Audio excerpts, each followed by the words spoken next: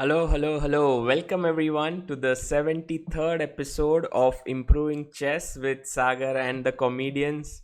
We are closing in on the 75th episode now, just two away. Uh, Today is something interesting.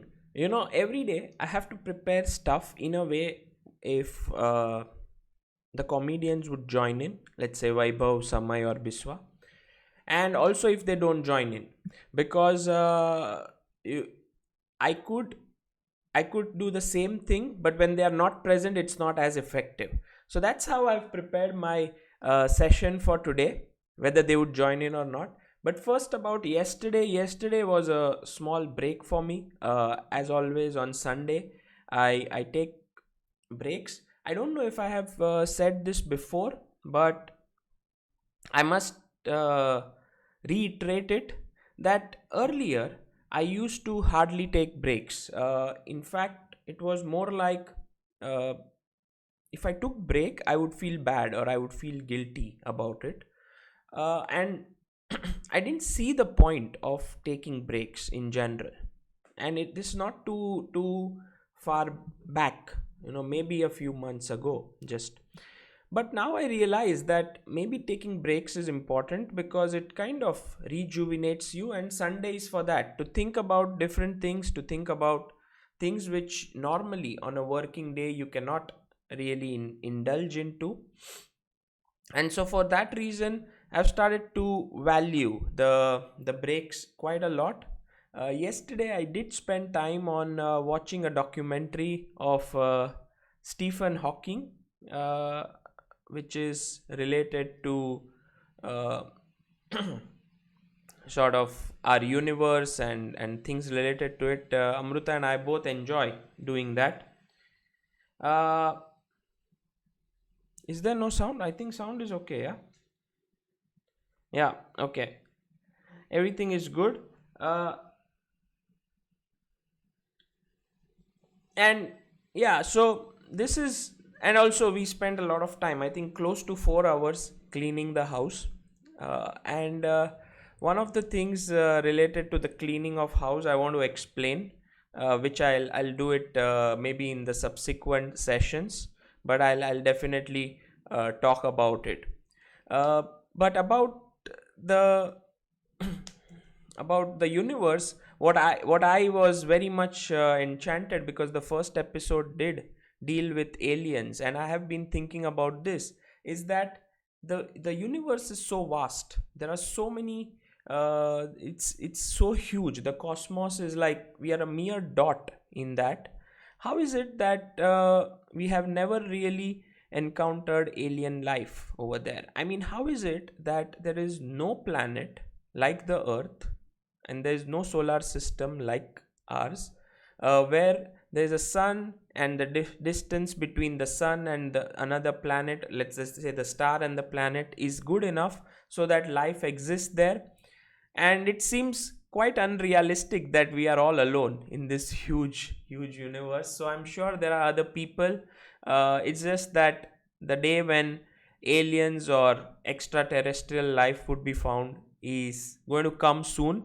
Earlier I thought it was kind of a alien concept. I mean, I thought it was just fake, all of this. But the more I think about it, the more I realize that aliens do exist. It's just that when will it happen? Also, I wanted to talk about the Fermi's paradox, which is like, if here we are developing in let's say on the earth, and we are looking for interstellar travel now, then I'm sure that some other uh, planet in the cosmos would have already thought of it. And if they had thought of it, and we are slowly and steadily reaching out, let's say we have reached Mars, then they also would have reached to some extent. But why have they not come on Earth? And there are many very interesting points on this.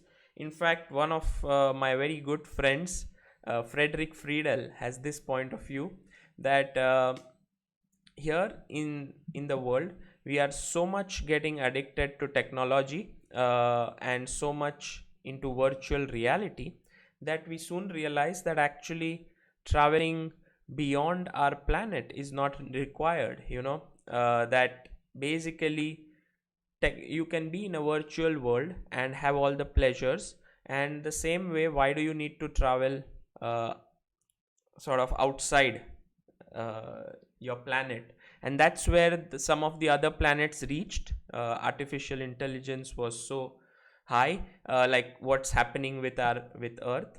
And after that they realized that traveling interstellar travel is just pointless. So that's one concept. The other one is that the resources are always scarce, and then people always fight each other, and that leads to overall extinction at some point, or there's some natural calamity which always happens.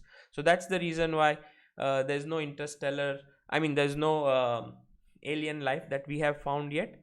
But I'm of the opinion that we will find it sooner or later. Maybe it's a topic which is worth thinking about, worth discussing, because I feel that often, if we understand the vastness of the cosmos and the universe, we kind of understand that our life, basically our existence, is sort of insignificant, right? I mean, if you think about it, right here I am sitting in my house, uh, which is like a dot on Earth, and Earth is a dot in the cosmos. You realize that actually what you are doing is, basically, there's also another way to look at it, that it's irrelevant and you kind of get depressed. But I look at it more from the point of view that whatever you're doing, if you're enjoying it, this is just a nice journey. You enjoy whatever part you have in life, and yeah, that's over. I mean, no one's going to remember you. No one remembers what happened 5,000 years ago. Nothing. I mean, in general, it's kind of irrelevant. That's what I felt. But okay, enough of talking on this subject. I hope that all of you didn't log off. I see that there are people still there, so I'm sure there are people who are also interested in this subject. And Aditya Chandrayan, thank you for your super chat. He said, I also love the videos of Stephen Hawkins. They are awesome, like on black hole, galaxies, time travel, and two-part documentary called How Universe Works. Absolutely. Also, Cosmos is wonderful. I mean, anything related to science is something very interesting for both Amruta and me, and we tend to spend more time trying to understand what actually exists than in things like, okay, which are doubtful. For example, uh, yeah, there are several things. I mean, we can note it down, but I mean, things which are scientifically backed is what I find more interesting. Yeah. Yeah, Meghnil Gore, I understand your point. Also, I got to know about wormhole yesterday, a little bit more, trying to understand these tough concepts. And then I realized about what I'm teaching here. Like, for example, when Stephen Hawking talks about wormhole and time travel, I'm like, okay, come on, slow down a bit. You're going too fast. And then I think about it that in the morning sessions, there are people who just beginning chess out, and I cannot go as fast as what Stephen Hawking is doing to me. And you usually try to relate stuff. So, how about playing a game today? Let's begin and try to play a nice game, and then we will go on to do something very interesting. In fact, I have a hero of the day today, which I want to focus upon. So let me just share my screen with you guys. Yeah. Okay. So let's go to play chess. There's the link in the description if you can join in there.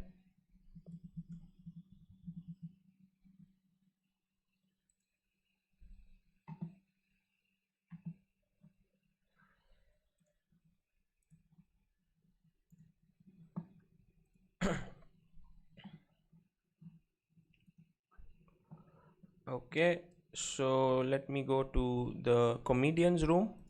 Let's see some new name. Sumed always tells me that play against me. Sumed, but we have already played twice, I think.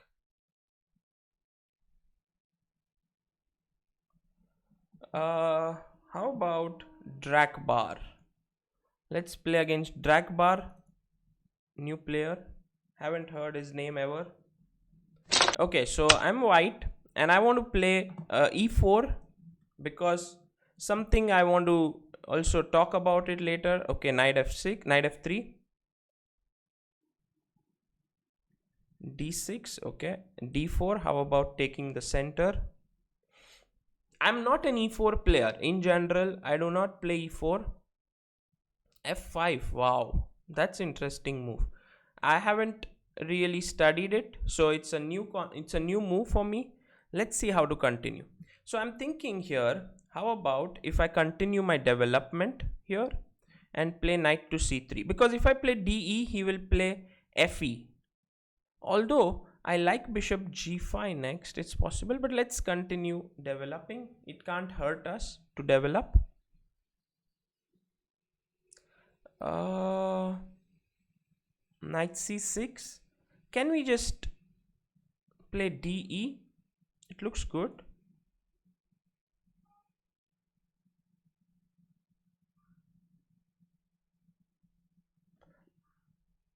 I mean, you are going to lose either if you play de, then after queen d8 you're going to lose castling rights, which I think is relevant in this position because it's very open. The board is very open and you don't really want to get into stuff like that. Let's see how this pans out. King d8, and now I have bishop g5 check. I have bishop b5 to put more pressure here, but let's go with a check first. Developing with a tempo is always good. And now I want to long castle and gain even further time, basically.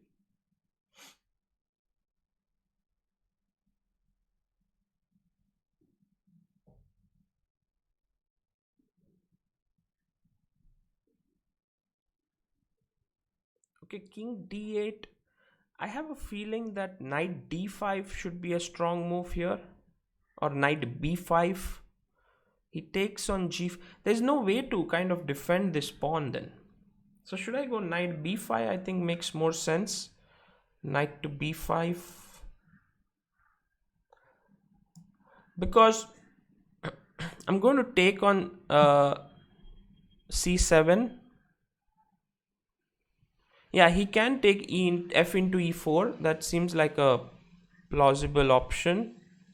But I'll take knight into c7 check, and then a8 is hanging. So he has to, he can take bishop into g5 check. I take back with my knight. And then how do you defend c7? Because the rook controls the d file.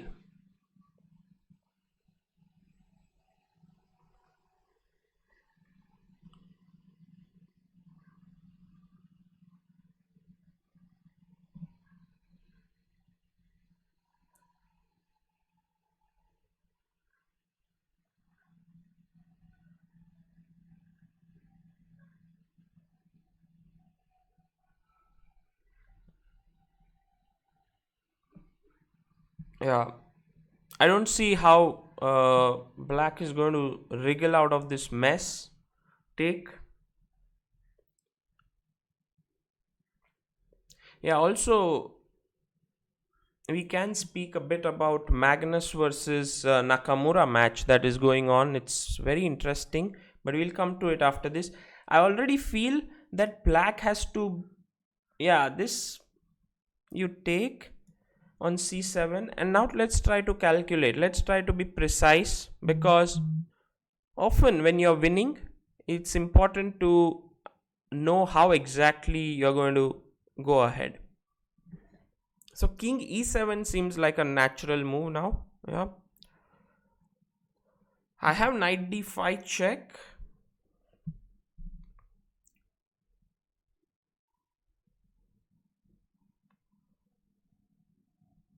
Kind of like knight d5. Also can play e into f5.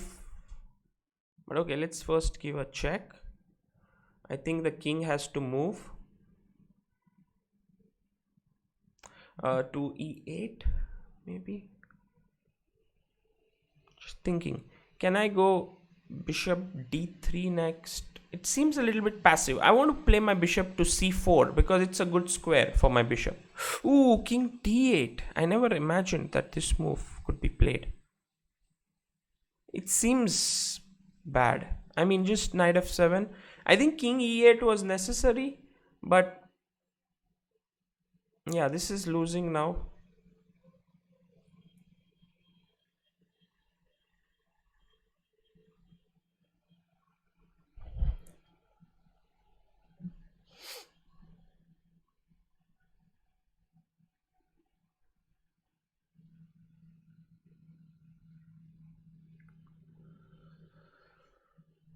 Yeah, and now I take on h8.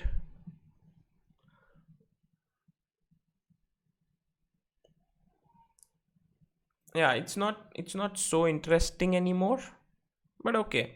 Usually when you're winning, I always consider it as a critical moment to focus. And now, yeah, this is another piece that's lost. Check, and you lose e6.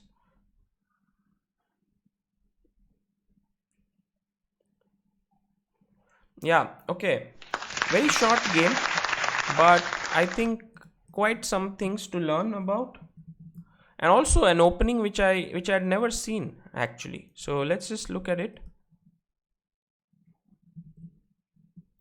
So e4, e5, knight f3, d6, d4. By the way, this d6 move is slightly passive. I mean, knight c6 does the same thing. It defends e5, but it develops a piece. So why do you want to play d6? Kind of doesn't make sense, right? d4, f5. And to tell you the truth, I've never seen this move before. I don't know if... So when I click on reference, it goes into the mega database to show me how many games have happened with this position, and I see that there are many games, and actually d into e5 has also been played. I was not so sure because of f into e4, but there is now knight g5. Okay, d5 and e6. Okay, somehow this is how you play, a very concrete way to play this position, and interesting actually. I think could have gone for this, but I believed that actually if he's making all the pawn moves, I can just develop my pieces, and that seemed like a right way to go. Already I felt like white is better. Even like, for example, let's say a line fe. This is I would consider the main move. And now d5, because if I move my knight, there is e4, and I guess knight g3 would be a normal move to play, but I was considering in the game to take this. This is what when I played knight c3, this is what I thought. And takes, I'll go queen h5 check, and this is always when the knight is on e5 and the queen, you give a check. If he pushes, you can take here. That is the entire plan. Like take knight f6, but knight f6 can be met with queen e5, and then you pick up h8. So maybe takes and queen h8. I guess white should be better here. He has two pieces for, I think, 2 pawns and a rook, so should be good.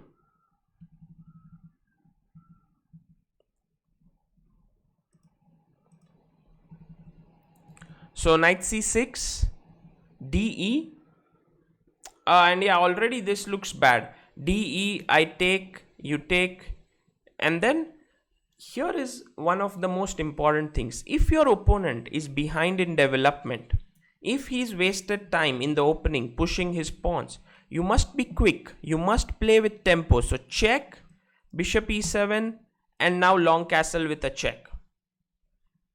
King e8, and now, yeah, knight b5. I think this is over. In fact, I was thinking he could go knight f6, long castle, bishop d6.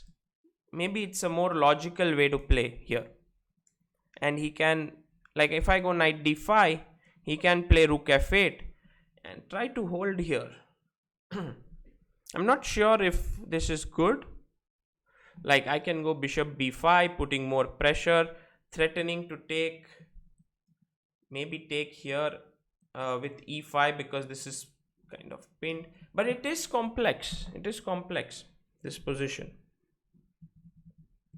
Yeah, this move, just after this, I'm pawn up, and he should go back to e8 and hope that he can survive, but I don't think he would. King d8, just check and win the rook. Okay, so that was, I think, the game for today that I wanted to look at. Okay, someone, let's see in the chat.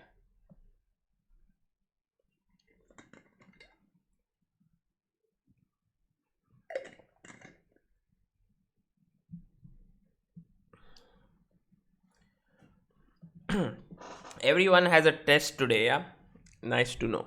Okay, so first thing I would like all of you to do today, one important thing is, when you are looking for good chess content, I would say try to go to Surya Sekhar Ganguly channel, and yesterday he had this session with Boris Gelfand. So go and spend some time on this. It's a 2-hour 24-minute long session. If you remember, we had spoken about Boris in one of our previous sessions. He is the World Championship challenger to Vishy Anand in 2012. Okay, and he is one of the big legends of the game. And he was there on the show. In fact, there were 2 shows, yesterday and day before yesterday. So have a look at that and try to learn from this very, very genial, very kind,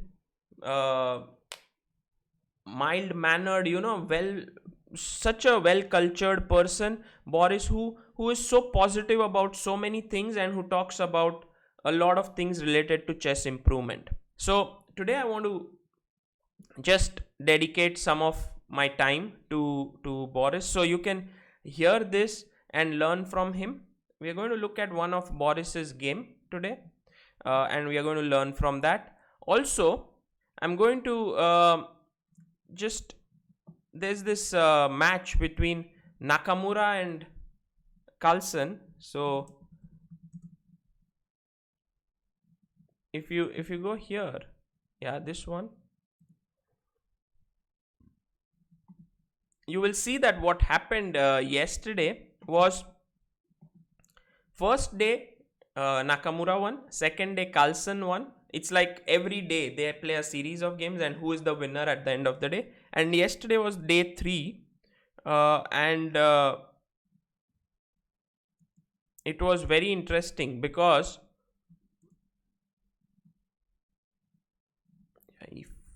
exactly, like, look at this game. I mean, this is, I cannot believe that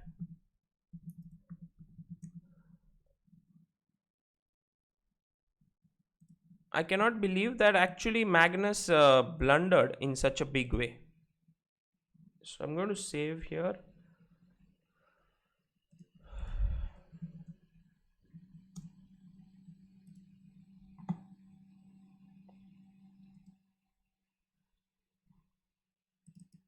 Yeah.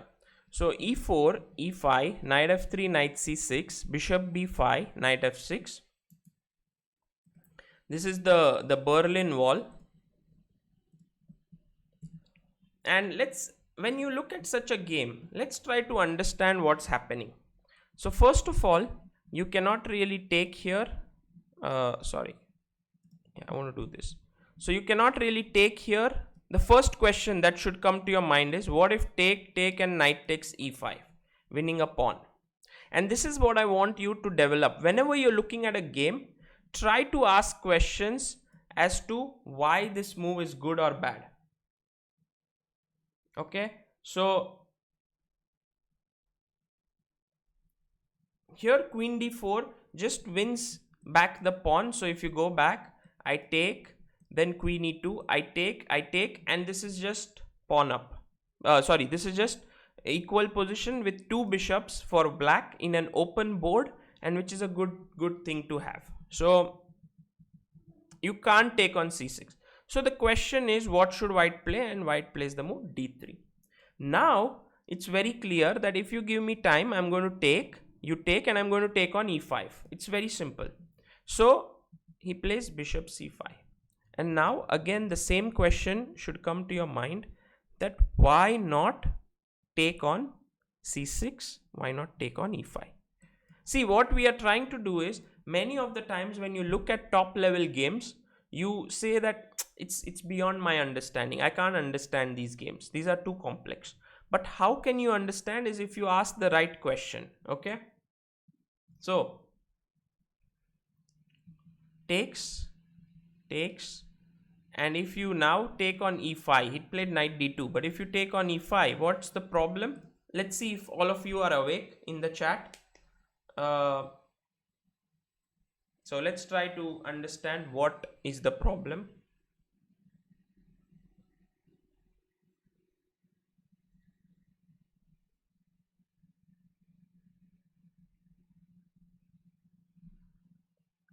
How does black win here? At least get a good solid advantage.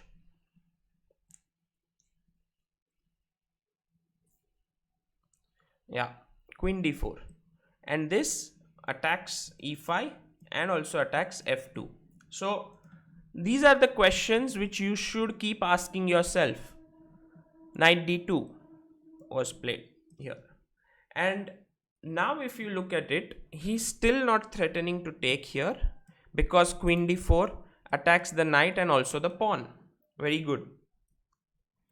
And so black finds the time to castle. And this is how you understand that, okay, taking here doesn't make any sense here. So white, what should white do here is the question. So you start thinking to yourself. You say, okay, castle seems like a good move. Black has the bishop pair.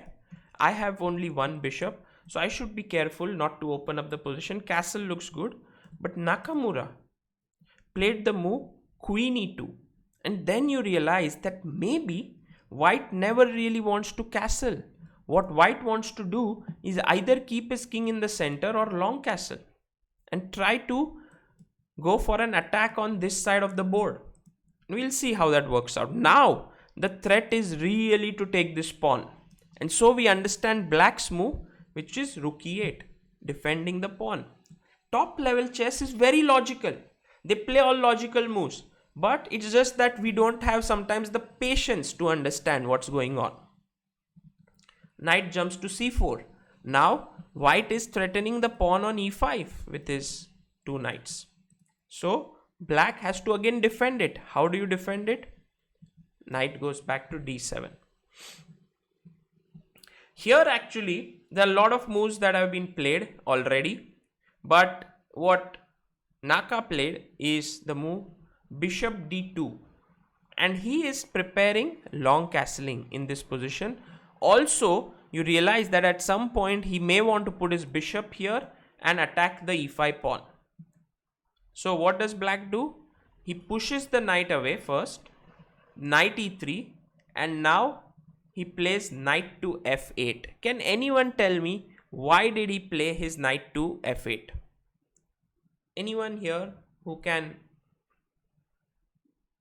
try to guess what is the idea of knight to f8?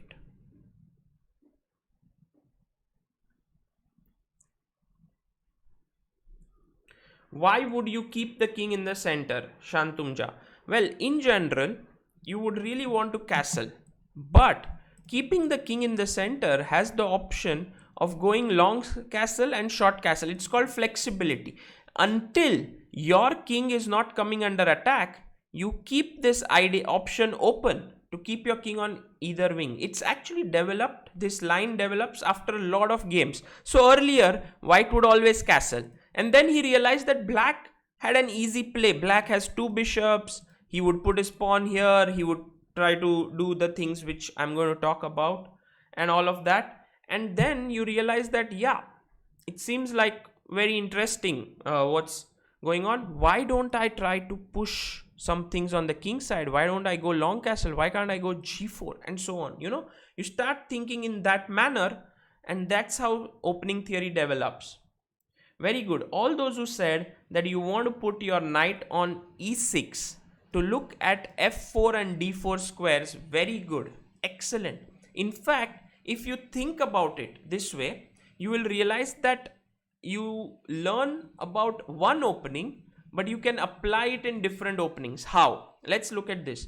e4, c5, knight f3, knight c6, bishop b5. Let's play g6, bishop into c6, d into c6, d3, bishop g7, castles, or maybe h3. Let's play h3, knight f6, castles, e5. Okay, maybe we can go e5 here, or let's say if he goes knight c3 first, e5 is one move. The point is you can't take on e5 because of knight into e4 ideas. So it is I think it's a playable move. Yeah, e5 or no? Yeah, it has been played, but the main move here is castles. Okay, but knight d7 is the second main move. Okay, let's say white castles, you play e5, and here white plays bishop e3. Okay, and you are trying to play b6, and here queen d2. I'm just making random moves. Now what do you learn from the previous opening, and can you apply it here? Let's try to see if you can apply it here. The same idea, is it possible to play? The same idea can also be applied here when you can go knight f8. I'm not sure if it is the right move here, because bishop h6 might be a strong option, attacking this bishop, and also e5. But you can maybe castle, maybe put your rook on e8, and then go knight f8, knight e6, knight d4. So, learning from one opening here could be useful in many different openings in general. So knight f8 is the same plan. You want to go knight e6, knight d4. Now think of white's move. If you were white in this position, what would you play? Let's try to understand what Nakamura played.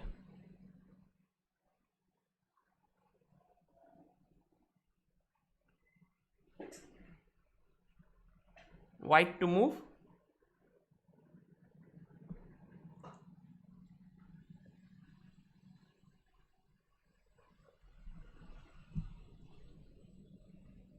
How should white continue?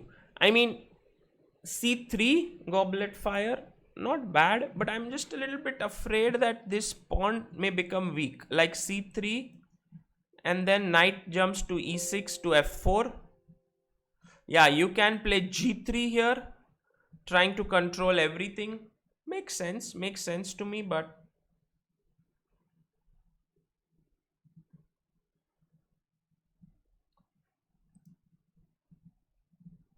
Aradhya Vatsa says long castle, not a bad move as well. Interesting. You want to go long castle. Bishop c3 is mentioned by few of you, but bishop c3, f6. That's how he will play, and then he will put his knight on e6.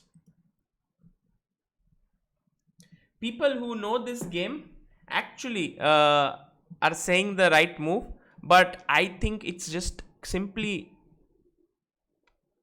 very difficult to understand this move h4 that Nakamura played. I mean, why would you play such a move like h4? What's the point? First of all, it becomes clear that white no longer wants to castle short. His strategy is to go long and maybe use his pawns on the king side. Yeah, this is how he wants to play. Also, knight e6 may start bothering to some extent, but this move is not committal to an extent like g4, because g4 means you're permanently weakening the f4 square. So h4 is just a, how do you say, a feeler move. It's also like this new concept that is developing in chess, which was not present, I think, when I was growing up or at the top level, where you just push your h pawn at any point and it's not a bad move. It's more like this alpha zero approach. So knight e6 was played, and now what do you play here as white? White to move.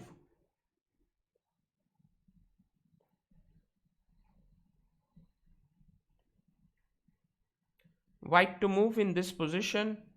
How do you continue?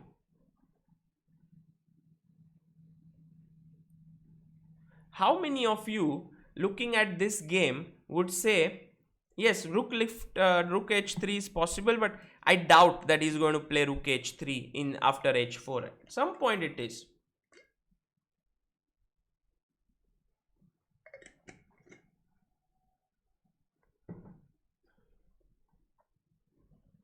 And here, when you look at the top level games, you instantly feel that these guys cannot really make a mistake. Like, let me see what you guys are saying. Yeah, some of you are saying knight e5. Very good, very good. Knight into e5. Some of you are still saying knight f5. Some of you are saying g3. All of this. Well, guys, first thing always is, why not this move? You can never become a good chess player or a good scientist or a good at anything if you don't trust your instincts. Your first instinct should tell you, didn't knight or coming to e6 block this rook?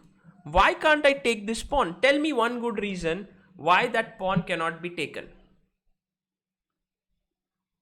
Let's try to analyze. Then you start to think, hey, what if he goes knight to d4? What's happening here? Isn't this normal move? Now you're attacking the queen and you're also attacking the rook. Does this work? So what do you do next now? You are in trouble. See, first of all, you can give this up right now, but you can also think about what's happening.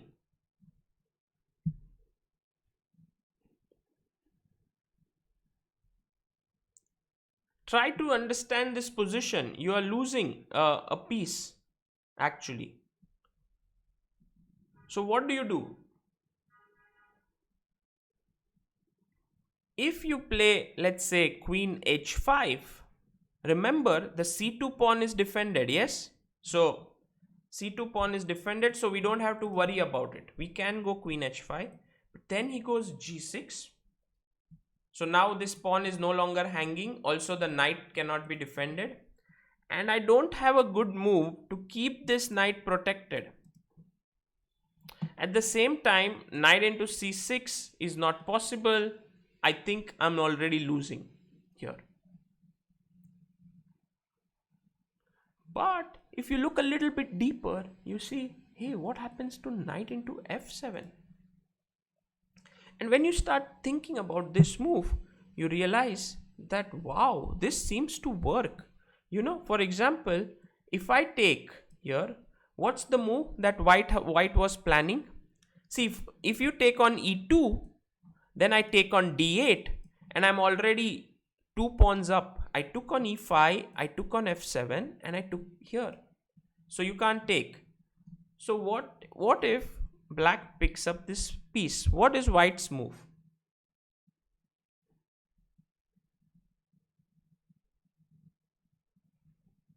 Yes, we can also attack the queen by knight into c6 in such when the knight was on e5, but remember this knight defends knight c6, so it's not so easy.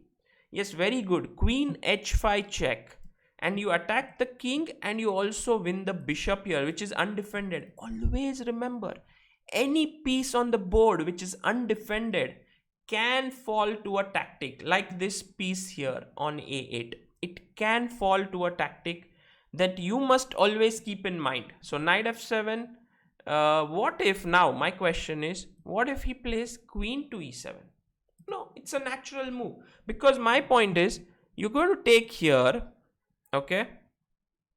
I'm going to take your queen. So if you move your queen, I'll take this. Isn't this a natural question that comes to your mind? Right? Now, when this natural question is in your mind, what should you play with white? Think about it. Don't let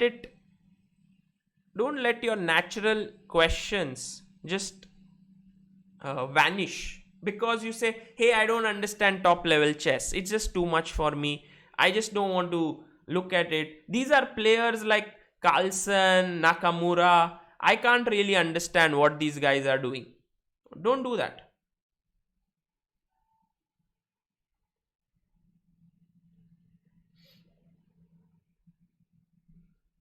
So what do you do now? Next, let me see.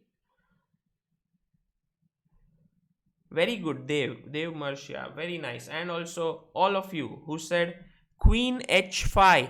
Now you are smart, yeah? You know that this pawn is not hanging, it's defended, so you're not worried. All you care about is getting this knight out. So you saved your queen and you are defending the knight. If he takes here, you will take the bishop which was hanging. So therefore, the only logical move seems g6. But now you see the difference is knight h6 check. Yeah. King g7. And what do you do now? Let's try to think again. Because if you move your queen away, he may take your knight. What do you play? This is how we are trying to understand the highest level of chess, okay? And it is possible. It is not like they are playing some different kind of things. Yes, queen g5 is a very normal move to play here to keep h6 defended. Seems like a good move to me. But I would actually seriously consider a move like queen d1 going back. The reason is simple, that if you take here, it doesn't really work. Why? Let's try to think. Let's try to understand. Yes, Ilam Parthi, right move, queen d1, very good. Knight f5, let's say in this position may not work because of g into f5, knight into f5, bishop f5, and somehow I think you lose. If there was no bishop, it would have worked, but there is a bishop, so queen d1. And what is the problem after takes? Absolutely right. Knight f5 check, and you win the queen. In fact, it's a mate. You don't win the queen. It's a mate. Did you spot the mate?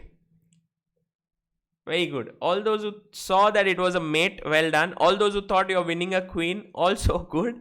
But king, if you're getting a king, it's much more important. Okay. So that's when you realize that Carlson in his game, when he played knight e6, it was a horrible blunder. He just lost a pawn. He just missed that knight d4 would lose to knight into f7. The next question that should come to your mind is, what happens if I go knight f4 here? Knight d4 was seen, now we go to knight f4. Does this move make any sense? Does this move make any sense to you when knight goes to f4 instead of knight d4? Actually, there are many moves that are good here, but I would say let's try to think, which one would you play? White to play.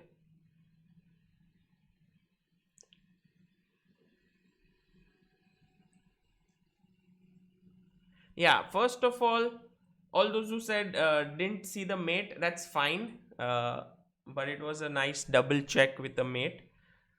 Yes, very good. Queen f3, I like this move, just very solid. And you say, if you take my rook, you take my knight, I will take your knight, I'm a pawn up. But if you are going to plan to take on g2, I don't mind, I'll take back, and after this you will see that I have an open g file. I can go rook g1, I can also go f4. This is just better position for white. completely better, right? Also, very good move for everyone who suggested knight into c6. Excellent work. Because knight into c6 is a greedy approach. You want to win another pawn, and next move, let's say he attacks your queen, knight, I will then attack your knight. It's also plausible way to play, much more complicated, because now he has moves like bishop b7 and some other possibilities, but it's also a viable way to play.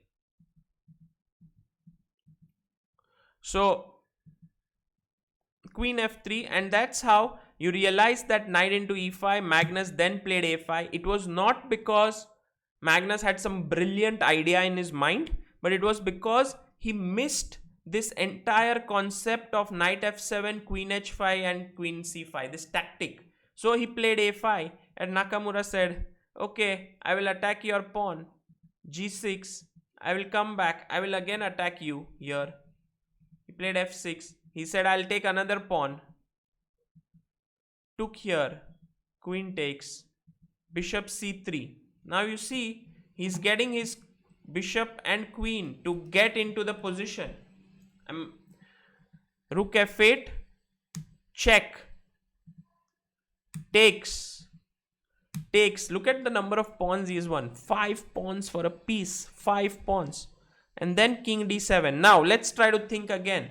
How to finish off your opponent. White to play. What would you play here? Think hard. Think as if you are also playing this game. This game was, if I'm not mistaken, 15 minutes plus 10-second increment, or 10 minutes plus 10-second increment.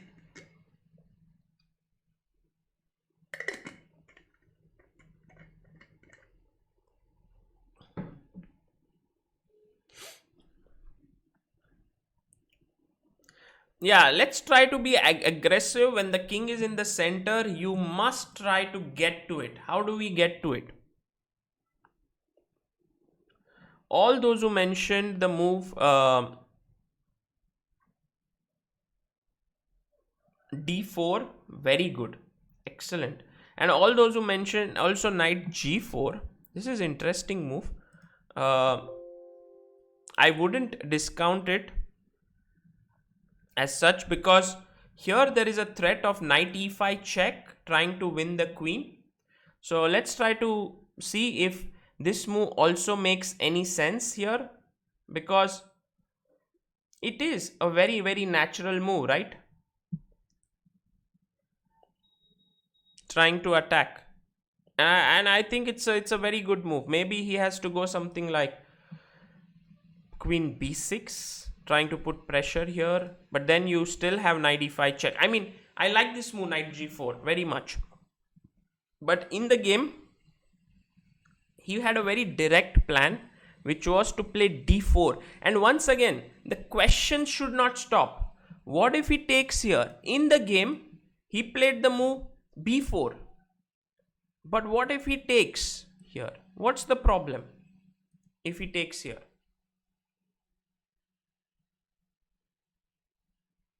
Can anyone try to understand what's happening?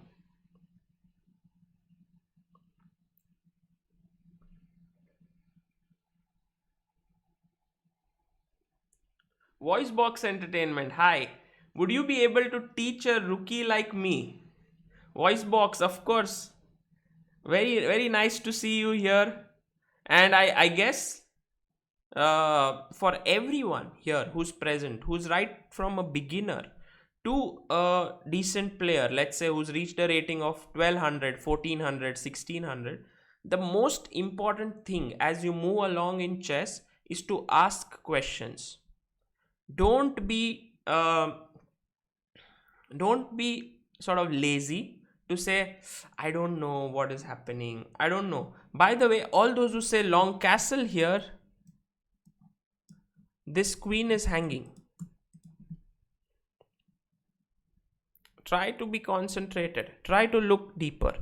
Queen g7 is a nice move, yeah, because then you can just next move pick up this, or you can, later on, if he takes back, you can also win this rook on f8, which is undefended. So be careful when you're looking at the position. Look at the entire board.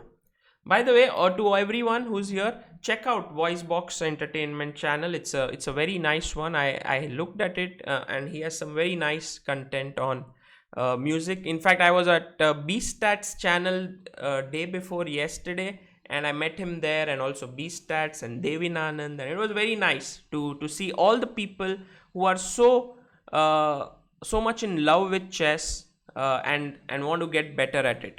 I'm very happy. So d4, and next move d5 is coming up, so you can't take. If you take with the bishop, let's say, I can still take here, knight takes, and now just check, and I pick up the knight. It's very simple. So therefore he played b4. He said, move your bishop away, and then I will pick up this pawn. And Nakamura said, I'm going to take your bishop. And what did Magnus say here? Unbelievable. Yeah, he resigned. And then you say, what? Why did he resign? There's such a still complete game going on. I would never resign. So let's try to understand why he resigned the game. What move comes to your mind for black? I mean, black just lost a piece right now. So the most logical move, what should it be? How do you analyze? Analysis is nothing but logical thinking. If opponent takes a piece, you can't really just make a random move. You have to take a piece.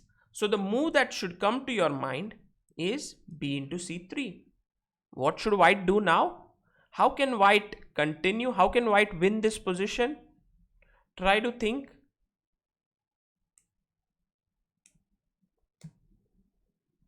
How should white play?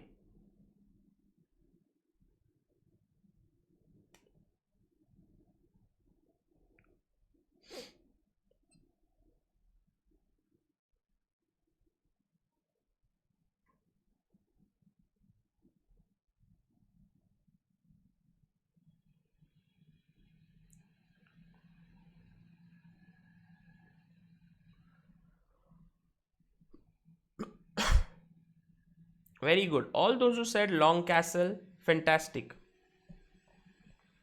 Long castles. Check. Now, only move. You see, queen is controlling this. Rook is controlling d8. Only move is king e7. How do you continue?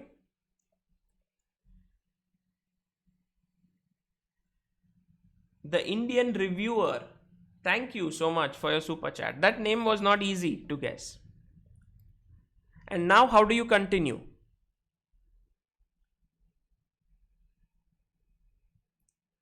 Always question yourself. Question. Don't take things for granted. Someone will say, white, some top player who is commentating will be like, white is winning. And you'll be like, no, but I don't see white is winning. I see that black has an extra piece. And it's a very good question at your level. You must never say, oh, I'm a noob player. I don't understand chess. I don't see this. If you don't understand, ask the questions to understand. Yes, very good. All those who said knight f5, not a bad move. In fact, the king is checkmated, but he may take now rook f5, which is the only move. And I think after this, you are still winning completely.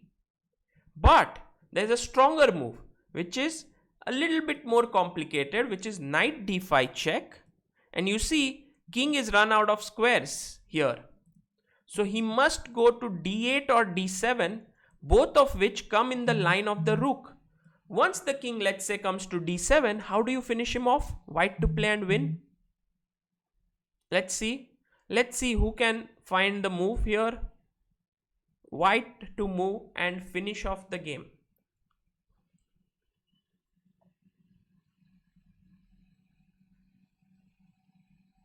Yes, very good, Mayur. That is good calculation. And you know, if you can calculate such games in such lines, then in your games, when you are winning, when you are attacking, you will be able to calculate. If you can't look at this top games and not understand what's going on, I don't think you would be able to do that in your game as well.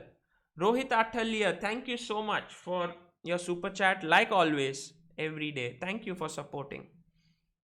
Knight b4, very good. All those who said knight b4, think again, think again. Is there a better option? Can there be a faster way to win? Think. Knight b4 is just very natural. You win the queen, it's a very good move. But is there a faster way? I'm just curious if you guys can spot it. Let's think, let's think. I know you have found a very good move in knight b4, but is there a better move?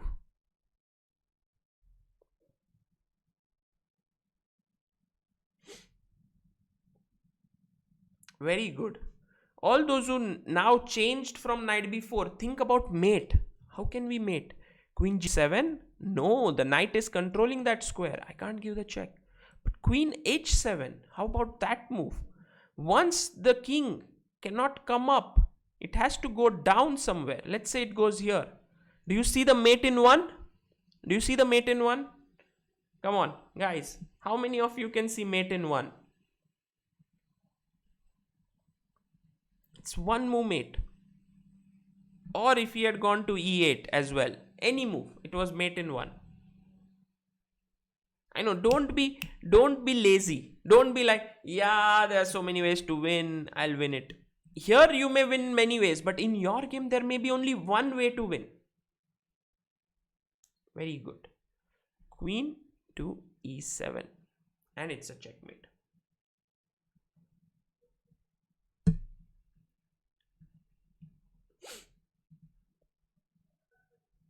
And so king d7, queen h7 seems like a very good way. If he blocks here, you can still take it. And if he goes to e6, again, it's a mate in one with queen e7. So I think overall, when you look at this game between two world-class players, in fact, if you check the rapid rating, they might be world number 1 and 2.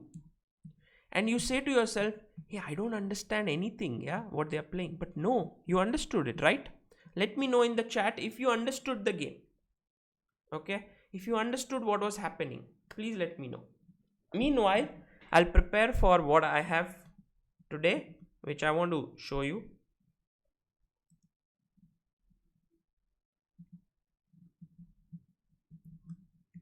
I'm going to copy this game in my database. The comedians database, which just keeps growing.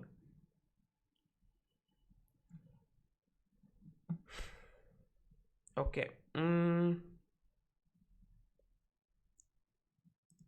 wanted to, because we were talking about Boris Gelfand, I wanted to show you something interesting.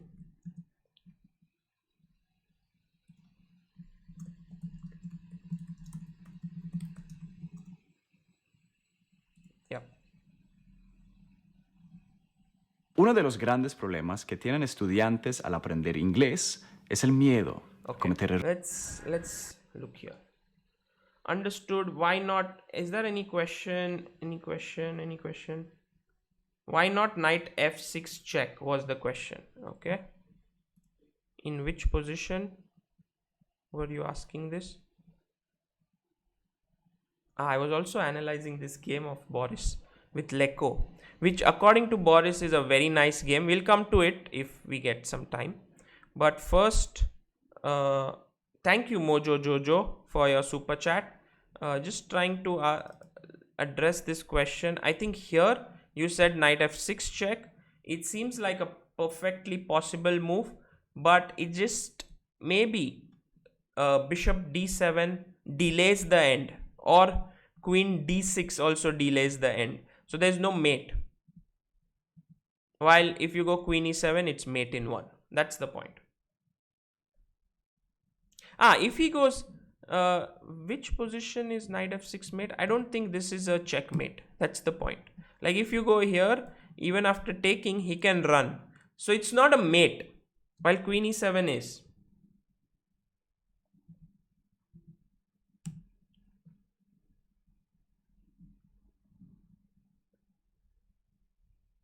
I'm very glad to know that all of you understood this game, and I actually feel that in chess, it's very, very simple if you are ready to put in work, and it's so complex. Actually, if you think about it, this position which we looked at right now, it's like knight into e5, black can go knight d4, black can go knight f4, then after that one branch, two branches, there are more branches, there are more. So to actually prove a point which is like knight into e5 is a good move, these are the analysis. It's just like mathematics or physics or any other science.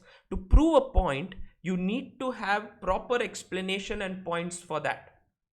And that is the reason why I feel that a good chess player who's indulged in the art of analysis is a very logical person. And I may be wrong, but most of them are logical because you keep doing this your entire life. And I know it's within 64 squares, it's just like a board game. But when you go out in life and someone tells you, hey, there is God out there, okay, just a question, and you're like, yes, really? Okay, let me ask you, how is it? Can you give me some concrete variations? Can you give me some proofs? And then so on, and you try to understand basically every concept, like even the aliens concept which I was trying to talk at the start, you try to discuss. So that's why I feel chess is like life. Basically it teaches you life skills if you indulge in it at a very serious level. If you are, of course, playing it just for fun, you're not very serious about improvement, of course it's nice, it's good. But when you become serious about it, it can teach you a really good it makes you very analytical in that approach. Okay, now let's look at one very important thing, because always we are talking about by the way, Carlson, this was the game he lost, and then he drew the next game which was completely winning, and he lost yesterday. I think it's a 7-day encounter, so it's right now 2-1 in Nakamura's favor. And I'm actually a big fan of how Nakamura is doing things. He streams every day and he's playing there right at the top level, beating Carlson. How does he do that? It's unbelievable. I mean, for me, it's just insane how that man is able to do it. Okay, so let's look at this game. Until now, we have always looked at King's Indian from black side, always. And we are always looking at how black attacks. I want you to look at it from the white side also, but more than that, I want you to look at the game in a very logical sense. Okay, so let's have the board. Let's open this. Okay, this is me. Hi everyone, this is Sagar Shah and I'm right now at the World I guess you can hear Rapid me, right? and Blitz my sound. Just confirm in the chat if the sound and all is good. venue. This is happening at Moscow, and just to show you, it's a beautiful venue here. And I'm sitting on currently one of the boards. Look at this playing hall. It was beautiful. Maybe you're getting dizzy, yeah, by seeing this. So thank you, Amrita.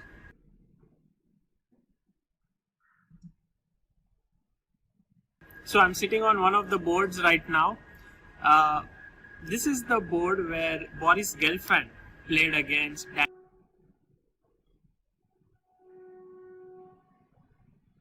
sound lag. Okay.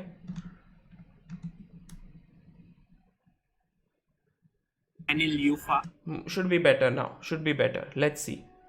Mojo Jojo says, amazing explanation, Sagar sir. Petition for you to stream the Olympiad. It would help beginners like us to understand what's happening in the game. No need for petition, Mojo Jojo. That's what we are going to do.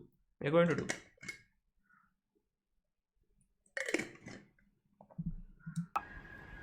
And he played a very nice game, which we are going to see a video of. I want to tell you that over here we are shooting a lot of videos, a lot of games, and this is very useful for any improving player. In 2014, when I was trying to improve at chess, become an IM, I used to see a lot of videos from the World Rapid and Blitz that were there on YouTube. This is very true. Actually, before I started ChessBase India, uh, I was once in Spain, and my biggest way of motivating myself was to look at top level games, mainly Carlson's games from 2014 World Rapid and Blitz, actually World Blitz Championship. And I used to just switch it on, and I used to see, and I was like, wow, what a beautiful game. How does Carlson play? And then from the game, I would then start preparing in my laptop. I would see, oh, this line he has played, and so on. And it helped me so much to improve, that at some point when I started doing this ChessBase India and starting to cover tournaments, I said we need to cover more games, because there would be people out there who would watch this and get inspired. Pratik Das says Carlson at +2 or +3 at some point in second game. He usually converts those small advantage. I think he's played too much recently, 5-6 tournament wins. Maybe fatigue getting to him after Legends. I also believe, but Pratik, he will actually win today. And he will win. I believe that he will win this 7 games, because it's just that when he's pushed, he just rises very quickly, and you'll see a different kind of fatigue actually happens to people. Let's say if he's fatigued, he may even play poorly today, but you will see that he'll fight back. That's my prediction. Let's see what happens. And somehow, instead of looking at those games on a normal chess-based board, seeing the actual people make the moves on the board made such an impact on me that it helped me to remember the lines much better. So today when I was walking around in the playing hall, I saw Gelfand playing a very, very big tabia, or you can say a topical line in the King's Indian. And I said to myself, I need to shoot this, because this is going to help all of you who are going to watch this. So how did the position reach? I'm just going to show you. So Gelfand was white, and he begins with d4, his favorite move. It was the King's Indian. Let's look at the initial moves a bit. And here he goes bishop e2. Doesn't make a difference, because you get to the classical line now.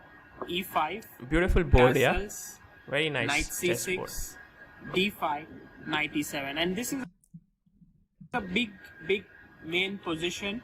Here white has many options, like knight e1, knight d2. There is also b4 called the bayonet attack. But Gelfand went bishop to g5. Now, whenever I would see such games, I would start exploring about this move on my own, and it used to be very useful. So Bishop g5 was played in the game, and I also remember that the first time I went to Commonwealth Championship in Mumbai, which was happening at Tulip Star. I think it was 2000 or 2001. And there were these chess boards. I saw them for the first time. I went with my father, and I asked my father, can you sit there on the board? It was the top board. It was like this. I said, I want to make some moves. And my father actually told me that you have to earn the right to play on such boards. You can't just sit here. It was actually a break between 2 games. There was a morning round, there was an evening round. So I had reached there during the break. And then when actually, I think the first board was Barua was playing against some Chinese player on board number 1. And I saw it, and I was like, wow, this is something I want to do. Things which can inspire a youngster can be anything. That's what I realized. And after h6, he played bishop d2, a5, now knight e1. You want to get your knight to d3, knight d7, knight to... Okay, so let's check out this game here. So d4, knight f6, c4, g6, knight c3, bishop g7, e4, d6, bishop e2. Castles, knight f3. Simple move, both sides, castle, both are happy, knight c6. Now, black is putting pressure on the d4 pawn. So white says, I'll push. So he pushes, and then knight e7.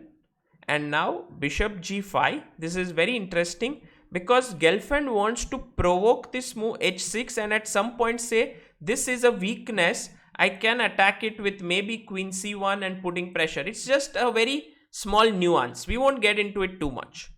a5 was played by Yufa. He wants to stop b4 and c5. Black's play, if you look at the pawn pointing theory, whichever direction the pawns point, you must play on that side of the board. Here, the pawns are all pointing here. I'm going to play that side. While white's pawns are pointing this way, and also there is no black pawn here, so I'm going to play c5. Okay, remember this. So white goes for a very logical regrouping. In fact, in Dr. Chess, one of the episodes with Rakshit, I had mentioned this move knight e1 to d3. I hope you remember. So knight d7, and now you go knight d3, and black played f5. What is the move that you will play here? Let's try to think. Let's try to analyze.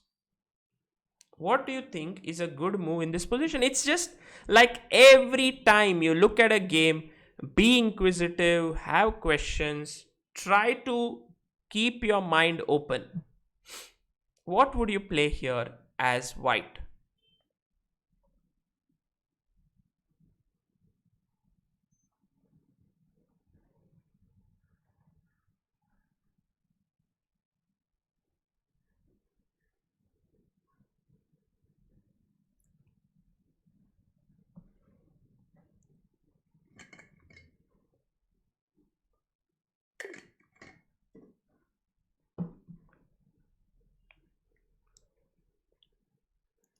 F3 or F4. Very good, guys.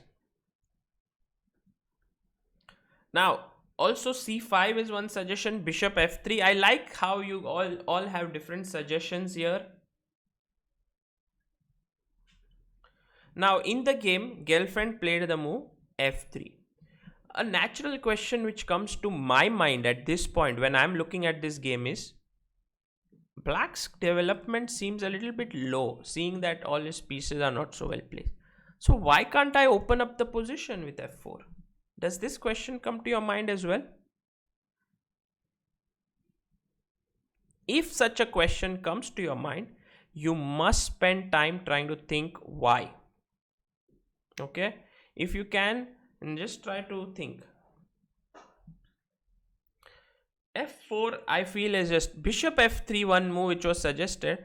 I think is a little bit passive, because let's say after f4, this bishop is kind of looking silly here. What is it doing? I don't want to put it there. c5 is another move that is recommended here, but I think it after knight into c5 you may lose a pawn, so it's too soon to play that. I actually like f4 a lot, and let's try to think. So what can black do in such a position? Can black take e into f4? Then we'll take here, and we are threatening to take on g6 or jump in with the knight to e6. But black has a good square for his knight now. Can you tell me which square? Black to move.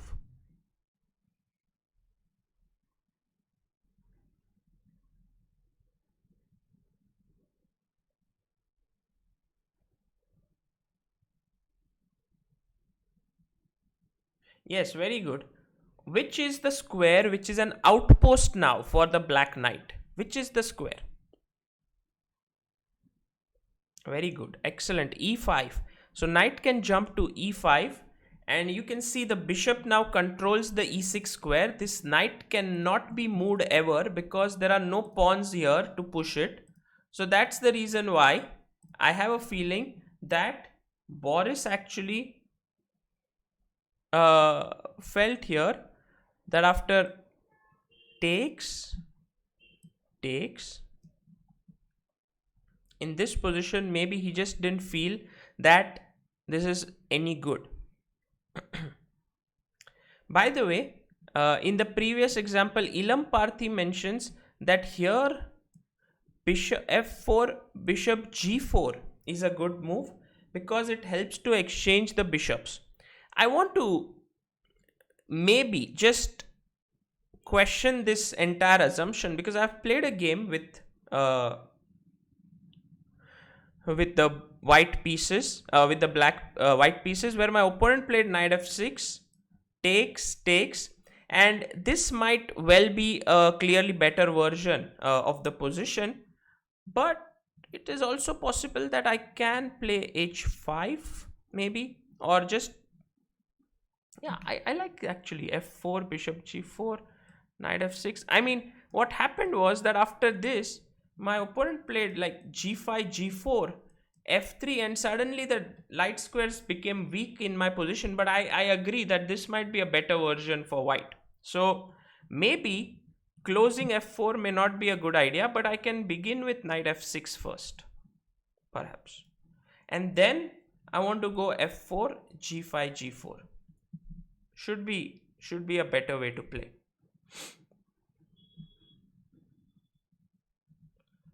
So f4 takes, knight takes, knight e5. I already feel that black is doing pretty okay in this position. This e5 square giving up is not a great idea. So therefore, Boris said I'll play f3. Now you understand why Boris made certain moves, okay? Now what did Yufa? By the way, Daniel Yufa is a young Russian player, very talented. He played the move f4. Battle lines are clearly drawn. You want to go g5, g4. White wants to play on the queen side. Let's go back to the video. I have shot it after a point, so I'm just explaining the initial moves. d3, f5, f3. I'm enjoying making the moves actually on the board. f4, and you see the battle lines have clearly been drawn. I said the same thing right now and there. Wants to play on the king side. White wants to play on the queen side. Okay, so done. Now you know the battle lines are drawn. So what would you play here as white? White to play. Let's see if you play like Boris.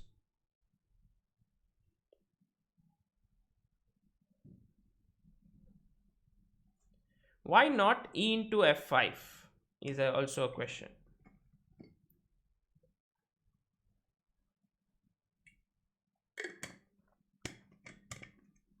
You mean in this position, why not e into f5?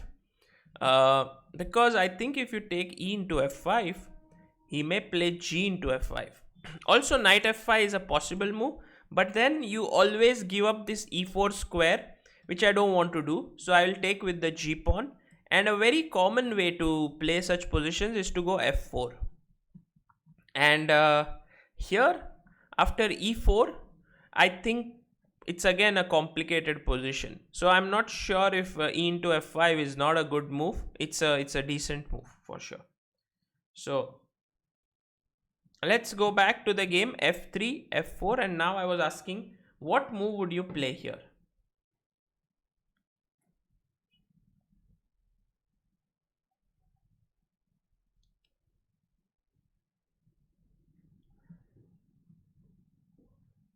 All those who said a3, very good, excellent.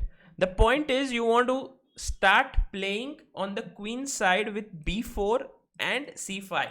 I also see someone writing b3, and that also I'm impressed, because a3 sometimes runs into a4, and then your entire majority here is crippled by a4 pawn. However, here this pawn is not defended and it's attacked twice.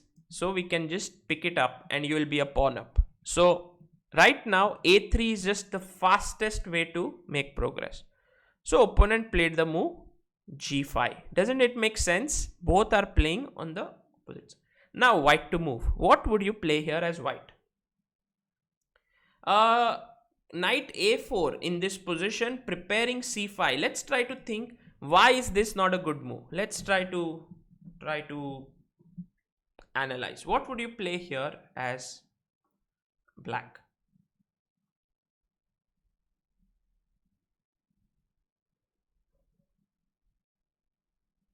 What would you play here as black? Yeah.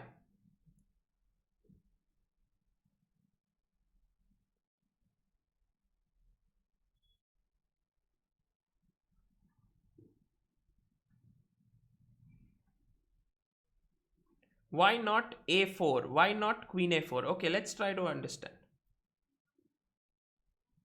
Yeah, we'll come back to the main position, but why after knight a4? Yeah, very good. All those who said b6, excellent. Now you see that this knight is slightly misplaced, and anyway you have to go with a3 b4 idea to break with c5. So then instead of putting the knight here, let's first begin with that. For example, now if you play a3, knight f6, b4, takes, and there could be some pressure on this knight anyway after bishop d7, you know, here. Or you can start playing with g5, g4. I don't say knight a4 is a bad move. It's just that you could begin first with a3 in the game. So he played g5, and Boris, as all of you rightly pointed out, b4. And now black played the move knight to f6. Okay.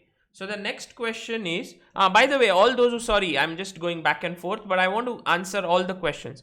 a4, when you play a move like a4 in such a position, you cannot open up lines now anymore, because he will just take this pawn.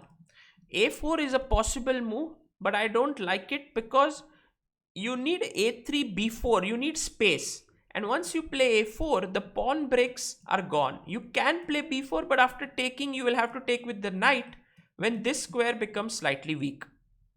So therefore, here a3 makes more sense. Also, if you make a move like queen a4, the queen is doing nothing much here alone.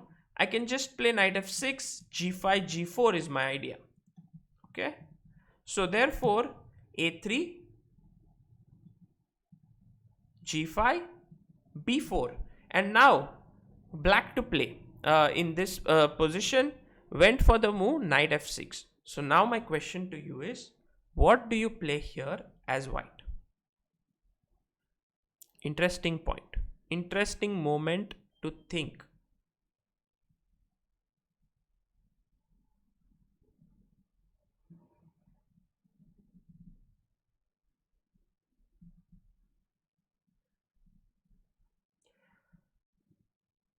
Why not knight c5, says Swapnindu, instead of knight f6? See, remember, you have to play on the king side as white, as black. If you are going to waste time playing here with moves like knight c5, then I'm going to play b4. Then you will have to take, let's imagine, take, knight d3, bishop d3. Just tell me whose plan has gone ahead. Of course, it's white. White is going to play c5. White can infiltrate with his queen. Queen side plays faster. That is the reason why you don't really go that way. You play on the other side. You play here.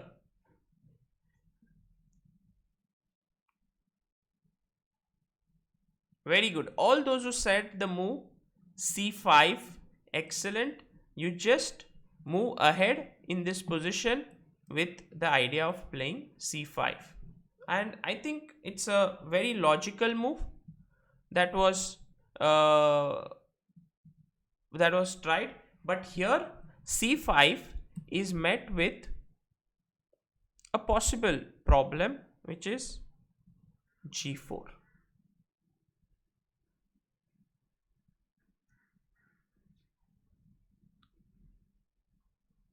Yeah, if in this position you would say that black plays the move b6 trying to stop, then you are losing out on the battle for being the fastest to break through. Okay, and so now I would say Keith's move knight a4 does come into the picture. Also, at the other point, can I just play knight to b5, looking at some weaknesses here, and then go rook c1 and try for c5. See, the thing is, when you constantly keep making moves on the queen side, white is very happy. Okay, it's like you're trying to put pressure on him, and white is not really doing something of, black is not doing something of his own.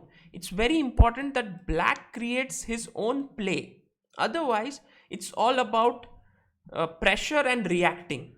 You also want to create your own pressure. So here after knight f6, it was very important that if you found the move c5, The problem is, small problem is g4. And you will say, but isn't the g4 square controlled 1, 2, 3? And he's only defending it twice. The problem is, after f into g4, black plays a into b4,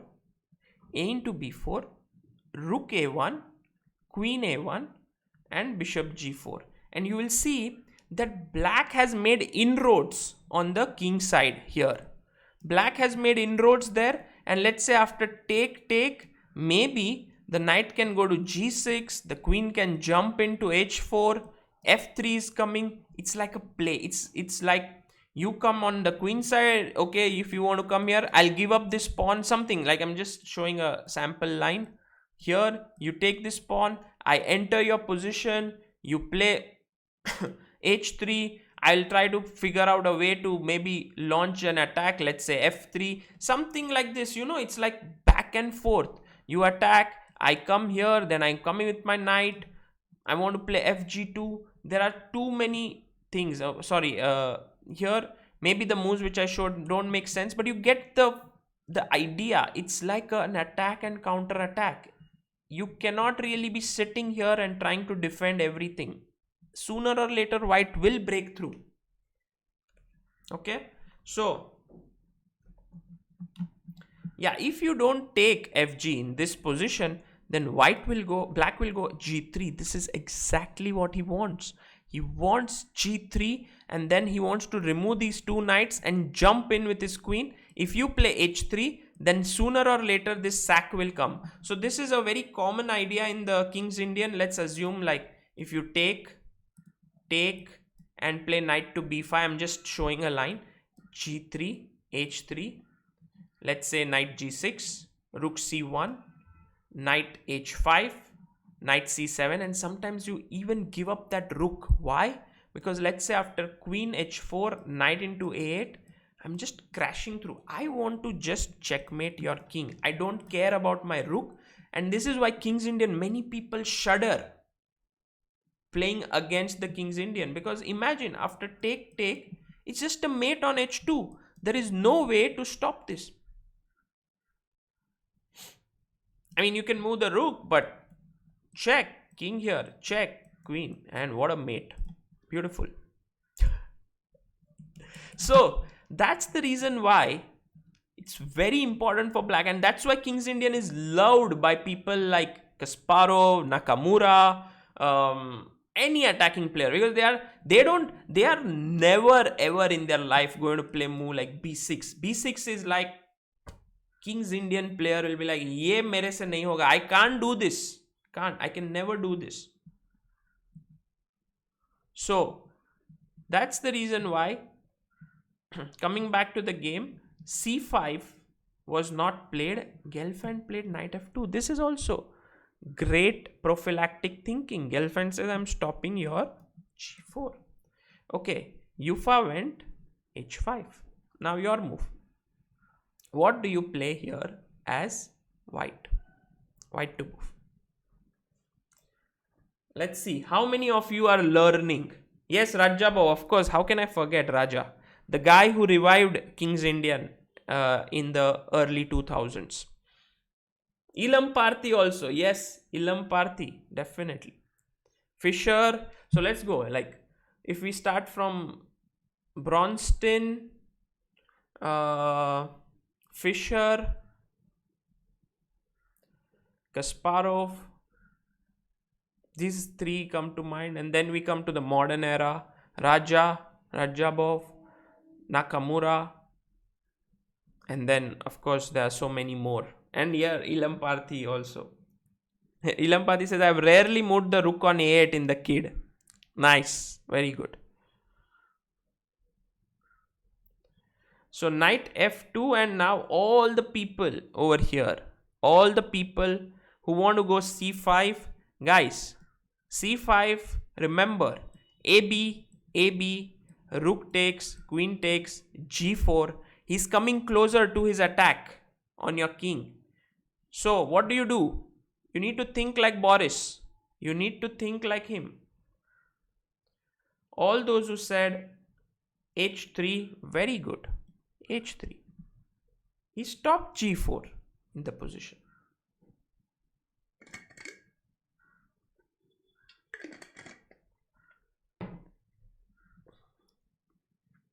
Yufa now tries to think, if I go g4, he will take. If I take, he will take with the knight. I don't like that position. I don't like losing a pawn.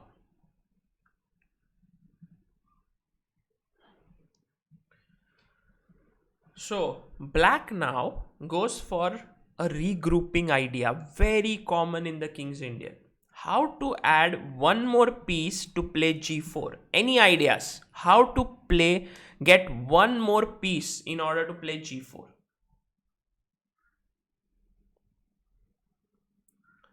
Black to move.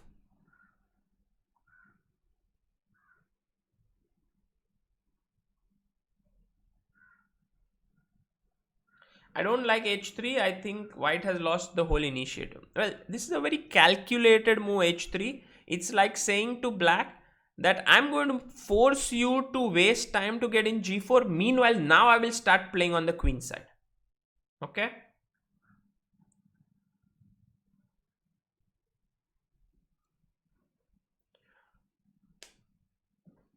Queen e8. Okay, you want to get queen from e8 to g6. I understand. But I think queen e8, maybe the main problem is knight b5, attacking c7. And you are still not in time to get this idea with g4, g3. So maybe it might be a bit too much. There's a very common, regrouping idea in the King's Indian. And this you should always remember as black, that here you play the move rook f7. And the point is, you want to play bishop to f8, which defends d6 after c5, cd, cd. This pawn becomes weak, so your bishop can often defend it, and you want to put your rook on g7. That is the concept. Yeah, very good. All those who found rook f7, bishop f8, rook g7, excellent. And now, what do you do as white with Boris? You need to get going. So c5. Let's see if we have reached. So white went a3, g5, b4, and now knight to f6. As you can see, black wants to play g4, so Gelfand goes knight f2, preventing g4, h5, still trying to get it in, h3, stopping all plans of g4. And now you will see that to get g4, black needs more control on this square, and so the most logical piece is the rook. So he goes rook to f7. The plan is to go bishop f8 and rook g7, and here white played c5, bishop f8, and from this point onwards I would like you to have a look at the game. Now Gelfand plays with the white pieces and he plays really well, and I think if you watch it carefully, analyze it, you will get a very deep understanding of how to play this position with white, and also for black players it can be useful. Okay, now we shift to the game. This is Boris Gelfand on the right, Daniel Yufa, who's a young Russian player. And it is actually Gelfand's move here. He thought for a long time over here.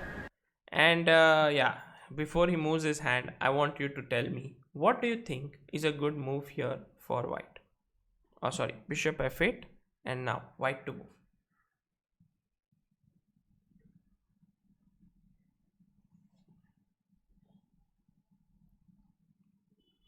White to play.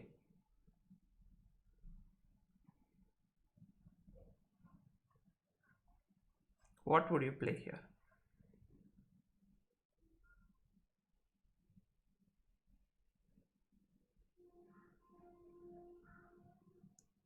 I know Boris's hand moved up, but knight b5, yes, not a bad move. I like it.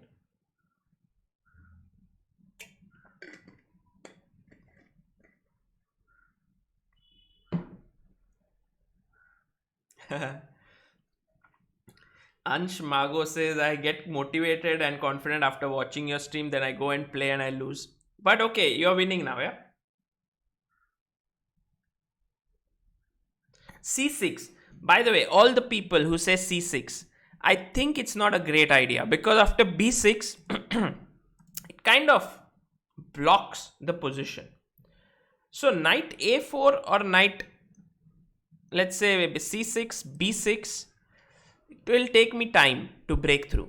I need it faster. So what Boris did is he took on D6 first. And now once again, time for you to think. What would you do here? Remember, if black gets 2 moves, he's going to go rook G7 and G4. He's very happy if he gets this. So how do you play quickly? Let's just check the game.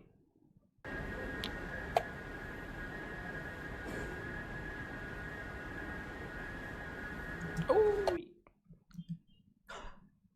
Before he made the move. Yeah, you also lose a pawn on c6, but the problem is that after if basically black were to take on c6, there could be issues on this diagonal here, bishop c4, which I don't want in general. So I would generally to c6 play b6 and just be happy with what's going on. So here he played cd, and now white to move.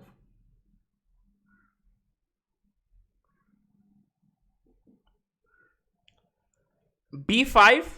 Look, don't close the position. Try to keep it open as much as possible. b5 means he will go rook g7. Where's your next move coming from? What's your next idea? His idea is very clear.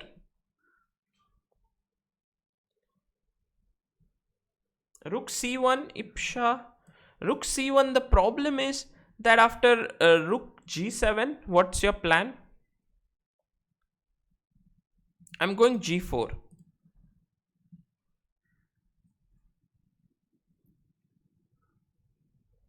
You know, here, I know he moved his hand close to the b pawn, so you all know it's either b5 or b into a5. Here, Boris took on a5. And this is again a very anti-positional move, but here it's not a matter of positional chess. Here it's more about trying to get into black's position as quickly as possible. So, he took here. And this is again understanding that you have to open up the position. And Yufa is very, very clear. You know, he's like, I don't mind you took a pawn. I'm going to go rook g7. I think the better move would have been to take on a5.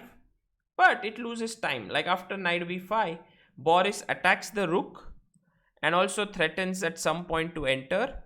So after rook a8, say queen c2, I already think that white is better because after rook g7, you quickly get in and you exchange the queens. And remember, every queen exchange favors white in this position because then after g4 there is no mating attack as such. So queen c7 now attacking d6 pawn, you have to take, and then after let's say take, this is better for white. So he didn't take the pawn, he played rook g7.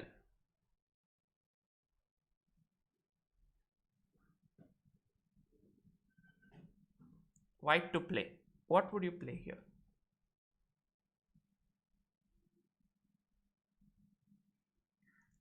What do you play in this position with white? See, now one of the things which has helped you is that AB and rook coming to A1 is no longer possible because you have taken on A5. So basically you have 1, 2, 3 controls on the G here. So you have to calculate if G4 is possible. This is also not easy. When you calculate a G4, H into G4, H into G4, F into G4, knight into G4, knight into G4, bishop into G4, bishop takes G4, and then you say rook takes G4, queen takes G4, you realize that G4 is not possible. It's not easy to calculate this for someone who is beginning out, but you need to learn. You need to patiently look at the move, what is white's move, black's move, and so on.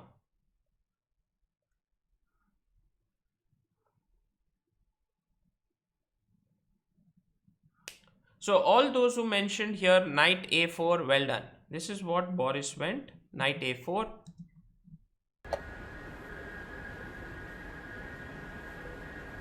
Very nice move.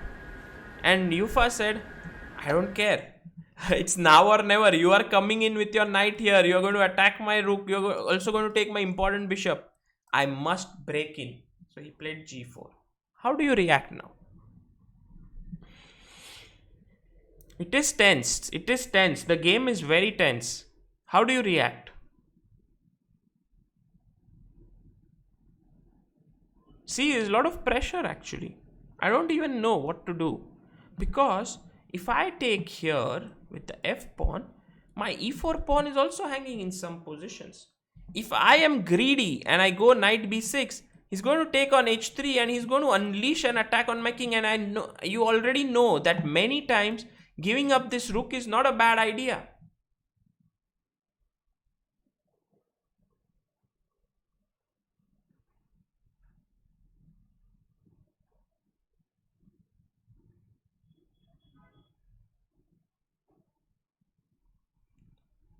So what do you do here?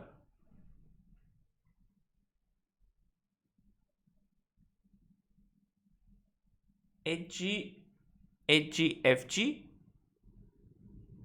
And that is a good point. Like you can take here and don't take with the knight, but take with the pawn. So HG, HG, FG. He cannot win this pawn because it's defended. Also this pawn is defended.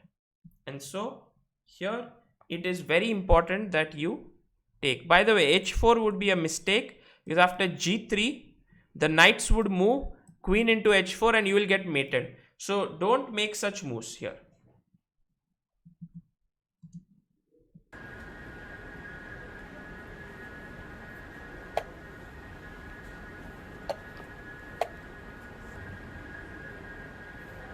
He took on a5 actually here. The thing is that here this knight on f2 is such a brilliant piece, defends everything, that Yufa did not understand what can I do next. How can I bring in more pressure to win this pawn? And now knight b6 is coming in. Next move he can take this important bishop if the rook moves. And so he took on a5.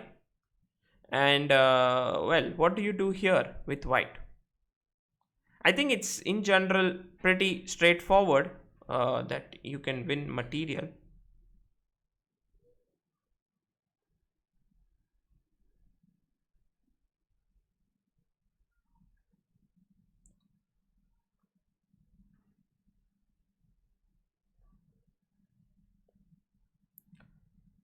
He took, yeah.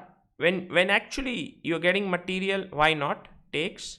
And now you need to make sure that what you are doing here is trying to make sure that you don't let black break through, because materially you are doing very fine. Also this bishop is very bad. These pawns are weak. So here what Boris did was he played rook b1, getting his rook in the game. Let's see till the finish of the game how he converts this.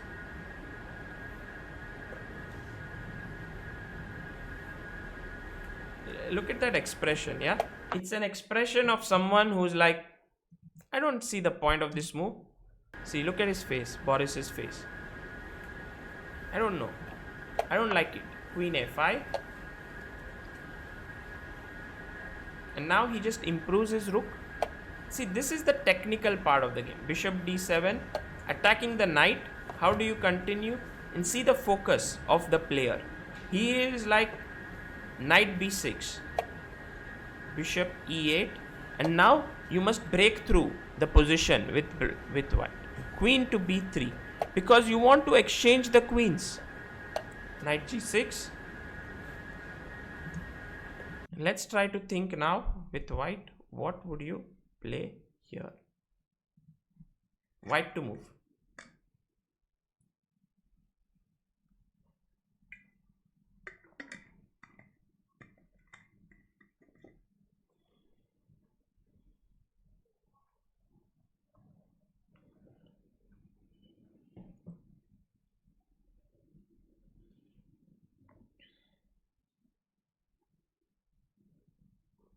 White to play here. How do you continue?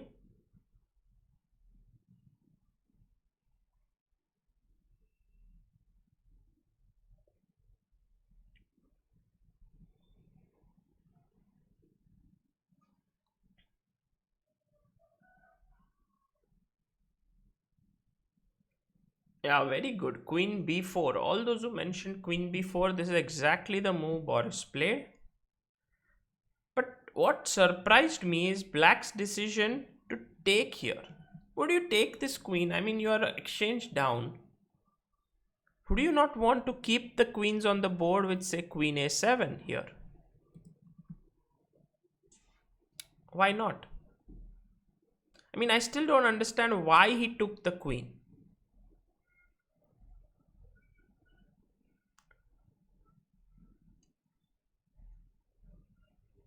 And this is the point where I would like to, analyze and try to understand. If queen a7, what should I do here with white?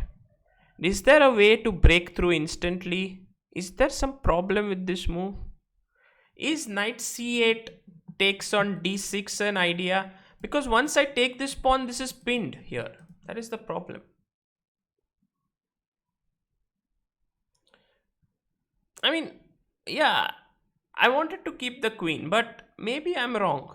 I feel that queen into b4 is like a suicide. So I want to play queen a.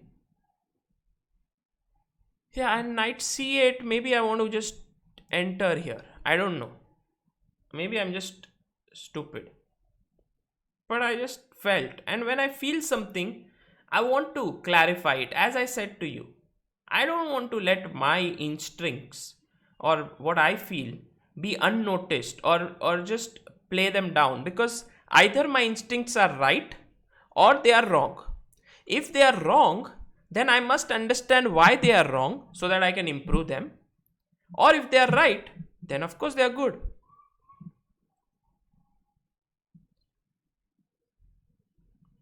By the way, you can't take this pawn, yeah? Remember, this rook defends it.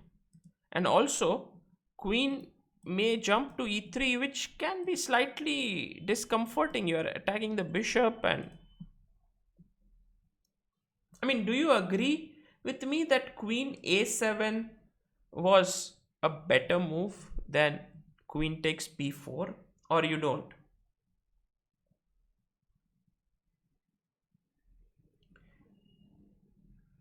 Yeah, even here g5 is not a bad move, as Kirti says. Yeah, g5 is not bad. It's possible in the last.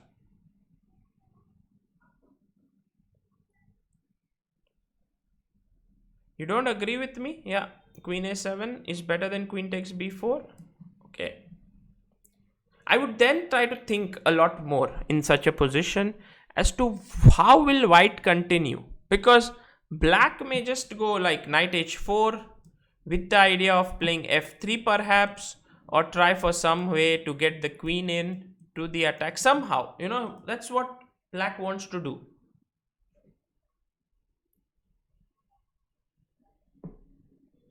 You would also play queen a7, right?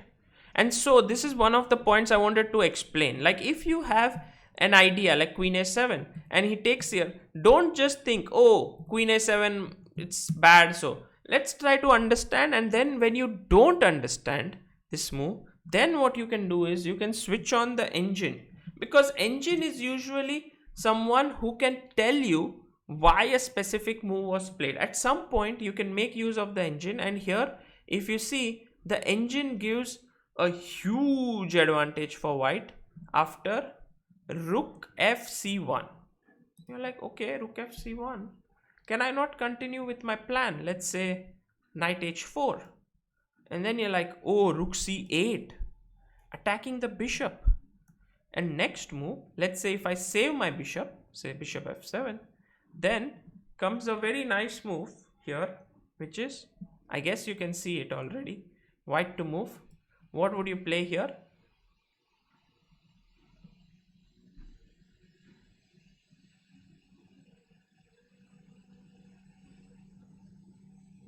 What would white play here? Yeah, Rachit, very well said. I think many of you got this idea of rook f c1, rook c8, and now, yeah, very good.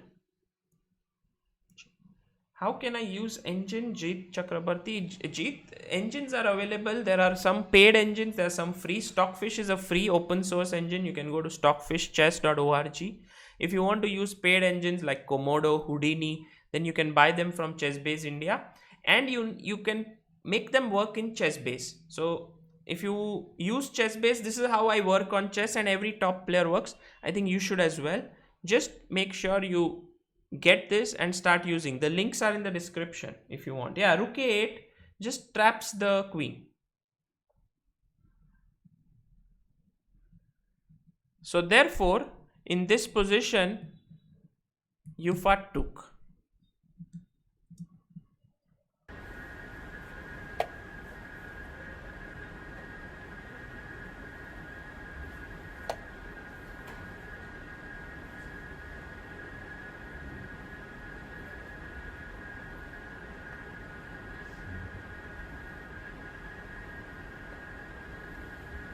So he takes back with the rook now, and black is exchange down. He's also quite passive, but you will see that how focused he is. And see, exchange, and look at u5. He's like, no, I didn't see that. Takes. I think you would take with the bishop here or the knight. Yeah, bishop takes, bishop e7, and he knows he's winning, so rook b1, nice move, putting pressure on b7, bishop d8, and now time to finish him off. Knight c8, attacking d6 and b7, and now bishop d7. Okay, let's try to see what happened. Takes, rook c7, rook c4, take, bishop e7, rook b1, and now knight c8 attacks this pawn, also here on d6. So he played bishop d7. I mean, he wants to maybe get some play by winning this pawn, attacking the knight. What would you play here? Boris started to think. You know, he knows that knight into d6 is winning completely, but maybe there's something better.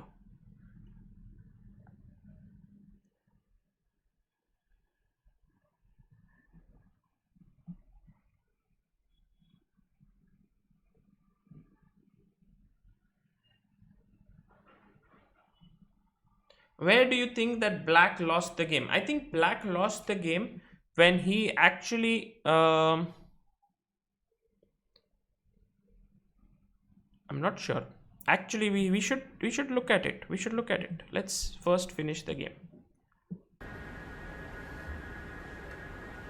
Knight into d6, bishop e7, and he goes g5, so that if you take on d6, I'll take on f6. Knight h5, and now rook into b7, bishop d6, you take on d7, hoping for some play on the king here.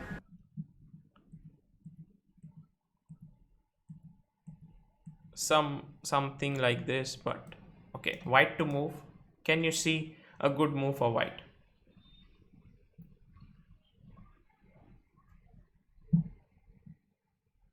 Yeah, even Sumedh, your line is winning completely. Yes.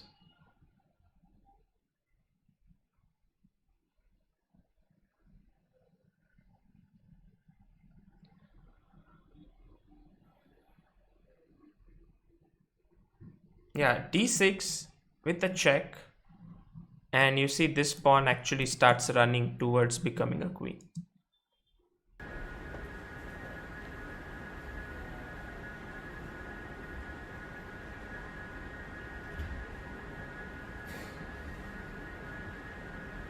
d6 check, king, where to move the king? King f8. And the way these people finish off the games is very nice. By the way, Seturaman in the background, yeah? He's playing with the white pieces there.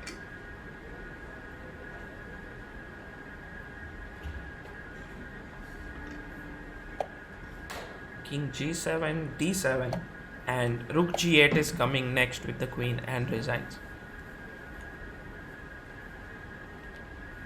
Usually after the game is over, you arrange the pieces, you put the kings in the center as we discussed. So, King F8, check, D7, and he resigned. Very important things to note here in this game. First of all, you try to understand what was going on. You try to see that how white actually played on the queen side. First stopped the attack on the king side here with knight f2, then played h3, and yeah, here rook f7. I don't know, maybe I would look at some games which have happened in this position. There are no games found, by the way. That is interesting. Have there been games till this position? Not much. So what actually Gelfand played is not very common. Should not be so good also. In fact, there are hardly any games. Bishop d2 has been played. Knight a5 is a very uncommon move. So maybe, guys, if I have to say something which I find a little bit of a mistake in such a position, would go back to move number 10, which is like here, he should have gone knight d7, so that after knight d e1, f5, let's say f3, knight, let's say f4, knight d3. In this entire thing, you haven't played a5, which later on actually helped white to open up the position. So maybe one rule which I can say is very important is don't move the pawns on the side of the board where you are weak. Like for example, here a5 was not really a very important move. Maybe that should have been avoided. At the same time, my rule stands to be corrected perhaps, because after let's say g5 h3, Gelfand is making moves. Like in the game, he was playing on the side of the board where he's weak with h3. But the point is here, it's a very important thing to stop g4. And black could have gained a tempo here over what happened in the game without going for a5 by playing this, and maybe he could have got better chances. I'm not sure, like better chances than in the game, but this is something which is very deep to understand. But you will never understand that if you don't ask questions and analyze the game. Yeah, here you will see that a3 b4. Here after a point, ba5 helped to open up the lines. Later on the queen used this, the rook came in, and they put pressure here, which is why if the pawn was back here, it would have been more difficult to open up the position. Okay, so I want to just reiterate this with this game, that how a battle can be played on both wings, and King's Indian, an attack on the queen side can be effective if you take care of the king side, and can be very effective, as effective as a king side attack if you play it well. I want to just make sure that you guys check out that video of Gelfand, not because I just want you to see more things. I believe that Gelfand is a thorough gentleman, and usually you have this saying that good guys never finish first, something like this. But here is a man who reached the World Championship finals. He won the World Cup. He's played in multiple candidates. He's really one of the greatest ever in the sport, and his humility is just at another level. I remember when I played the Aeroflot Open in Moscow. It was held in one of the biggest hotels in the world. So for example, Cosmos, Moscow. Yeah, this is the one. If you see, this is the hotel. It has close to 1100 rooms or something. Maybe I'm saying something wrong, but it's the biggest hotel in Europe, and this is where the Aeroflot Open takes place. And I was playing it for the first time in 2016, and I was at the reception waiting. It was the first time I saw Boris Gelfand in person, and I went to him and I said, Boris, hi, I'm Sagar, and I have read your book, and I write for ChessBase, and he was like, he stood there, he shook hands, he bowed, like, he sort of bowing down, and he was in the queue, and I allowed him to take the key before me, and he was so kind, like he would talk with me, no airs, like a top player. Just imagine, yeah, he was a top seed at the Aeroflot Open there. In fact, I even took some pictures of him. This I remember. Yeah, this is the tournament. He actually finished second, I think, in that event. This is Boris here. And then later on, from there I went to the candidates tournament, and I interviewed Gelfand. It was like the next Moscow Aeroflot gets over, next day the candidates begins, and Gelfand wasn't playing, he was there. So he came and he actually did the interview with me, which was a very nice one. I think it was one of my finest interviews. If you just type Gelfand ChessBase interview, you will find this Improve Your Chess with Boris Gelfand, part 1, part 2, and I have some very nice pictures of Boris right from. By the way, this is something which Boris I have always found. He flips his queen like unbelievably. This is something I asked him in the interview. Look at his other hand over there.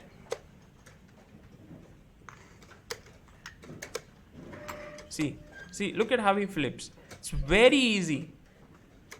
See, I don't know how he does that, and he does it so effortlessly. He does it with a queen. Not easy.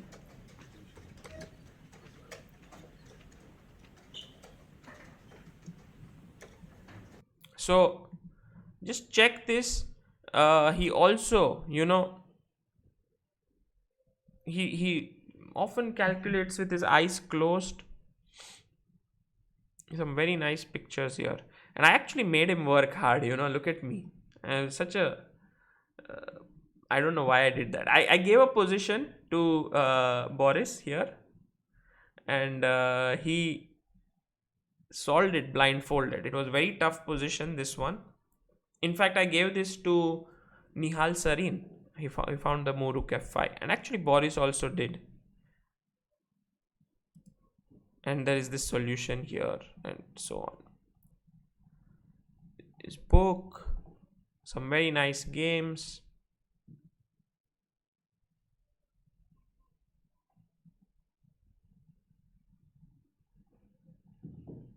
Yeah, check this out. And recently he came to India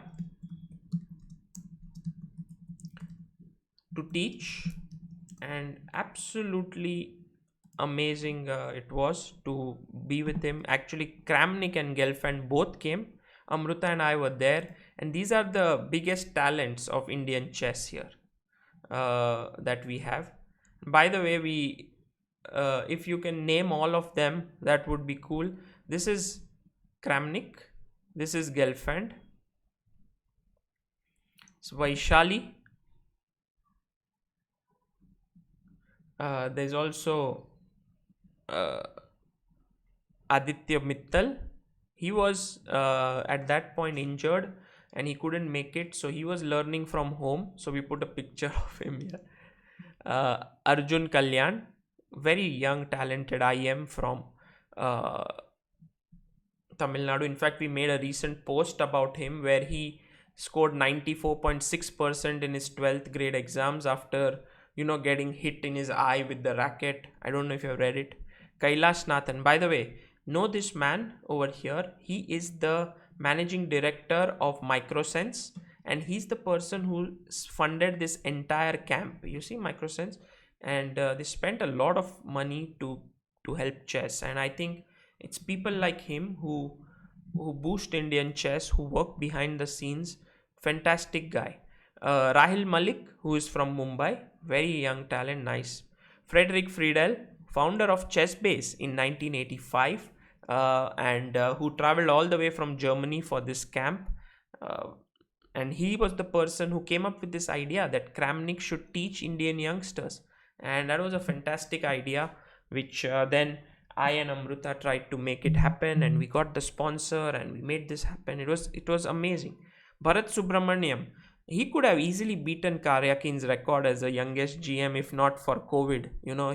He's an IM at the age of 11 years and 7 months. Yeah, Aditya is now better. He's much better. There is Gukesh. You know him, Gukesh Challenge, the boy who never uses an engine. Raunak Sadhwani, Srishwan, Maralakshakari. Raunak Sadhwani is from Nagpur. Again, 25-50 player. And in fact, when the first camp with Kramnik happened, immediately in the next tournament, Raunak achieved his final GM norm and GM title, which is a big contribution by these players to Indian chess. Srishwan is from Hyderabad, again a very big talent. Prag, who's not feeling well but still there in the picture. Arjun Erigesi, watch out for this, Telangana's first GM, amazing youngster. P. Indian, again we know him from Erode. He beat Caruana recently online chess, like Raunak. Rakshita Ravi. There were two girls, one is Vaishali and another one is Rakshita, both from Chennai. Again, big talent. And she is actually hailing from a chess family of Sai Meera and T.S. Ravi. And I think it's the only family where all three players are titled. T.S. Ravi is IM, Sai Meera is WIM, Rakshita Ravi is WIM. I don't think there's any other family who's there. There is Prithu Gupta, who now we know from videos on ChessBase India what a deep thinker he is. There's also Leon Mendonça. I think there's one session with Prithu today that we'll have Rui Lopez part 2. And Leon Mendonça. This youngster has been trapped in Hungary right now. But he's playing tournaments. He's on 2483. He's from Goa. Again, phenomenal. So these are the best talents of Indian chess. And they were trained by both Kramnik, who is the 14th world champion, and Gelfand. And it was a great experience. You could see how focused both of them were while training these youngsters. And I used to actually write a lot about these events. They used to play football. Look at Gelfand playing football here with them. And Boris signing for Leon with good luck wishes. Is wishing Karyakin a happy birthday actually. Yeah. One. Happy birthday. Kramnik's voice. Happy birthday to you. Happy birthday. In the room when they would practice at night. Sometimes they would have fun at night. Yoga sessions. It's not so easy for them. Every day morning there would be yoga. Then there was a first No Castle tournament that was held. Rest day when everyone... this is Bharat. He would never wake up on time. And that's me, always tired during the camp. But okay, it was brilliant. All reports were there for this and it was very nice. I think one of my best memories for chess. With these young talents, you learn so much about chess with staying with them, and also from Boris and Kramnik. Okay. Yes, Polgar family is true, but I was talking about someone in India where all three are titled. So Rakshita, Sai Meera and T.S. Ravi might be the only ones. Okay, so guys, that was about Gelfand. I want you guys to know more about him because I believe he's a true legend of the game. And really, when you meet him next, you will know what a thorough gentleman he is, because he's just like that with everyone. when I didn't know him, he was kind to me. Now that I know him, of course, good friends. By the way, that's his family. He was showing about his family. His wife Maya, Avner, and I forgot. Okay, I'll figure out the name of his kids. Okay.